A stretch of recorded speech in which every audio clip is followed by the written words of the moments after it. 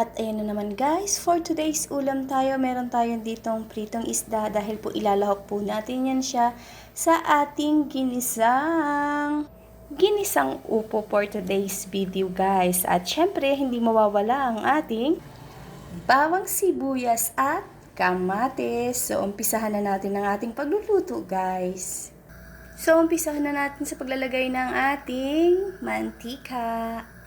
At dahil nga po mainit na, pwede na natin ilagay ang ating bawang. Halo-halo na po.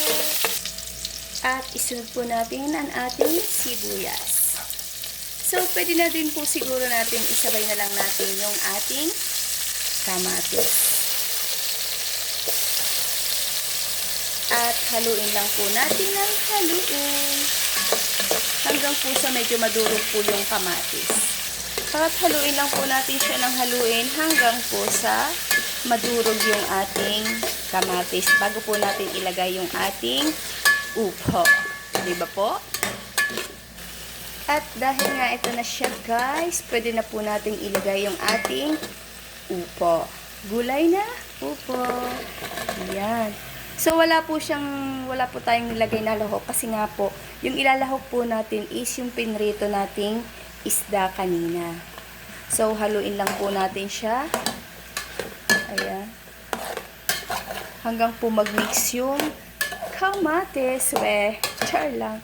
So, haluin lang po natin siya, syempre. Ayan. At lalagyan na nga po natin ng asin, paminta, at saka ng betchin, syempre. Okay? Konting asin lang po yung nilagay natin para po kasi nga po, lalagyan ko pa po siya ng konti ding toyo para lang po sa kulay.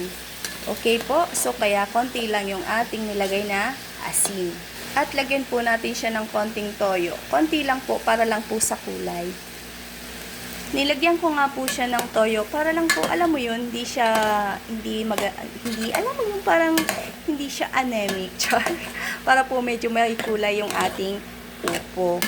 Tapos po, lalagyan po natin siya ng konting-konti lang na tubig para lang po maluto siya. Ayan, parang hindi po siya konting-konti. Parang naparami na naman po yung ating tubig. So, antayin lang po natin yan siya maluto para po mailagay na natin yung ating pritong isda.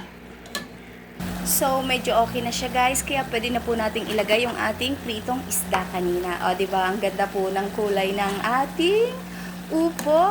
Dahil nga po, nilagyan po natin yan siya ng konting toyo. So, ayan po, medyo maganda, diba? Hindi siya medyo maganda talaga ang kulay ng ating ulam for today's video, guys. Parang naubusan na ng sabaw yung ating gulay. At okay na nga po ang ating upo na may pritong isda. So, ayan lang for today's video, guys. Thank you for watching. Bye!